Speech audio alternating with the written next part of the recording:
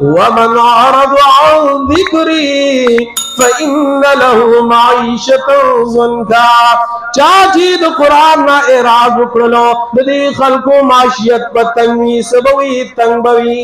قرآن پری خودل صرف برے دان دی چې سړی الفاظ پریدي سپریدي الفاظ.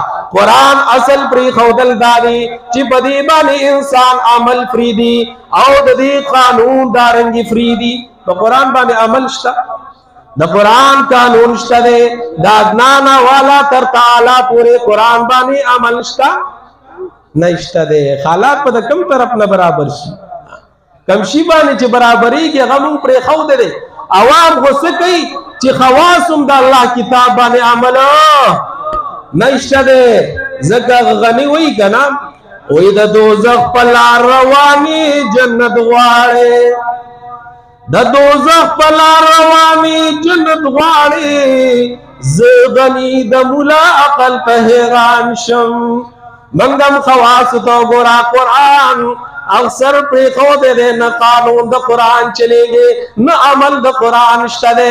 کمزے کی انسان اگر دی پیزار بزور کی ابشلی گی خو لیکن دا قرآن کریم باندې با عمل کون کی دیر کم گوری گوری خوا او دا خالات چی برابری گی ہم واحد دلستے صدا قرآن باندې عمل کول دی. اللہ رب العزت سورۃ المائدہ کی آیات نمبر 66 کی فرمائی.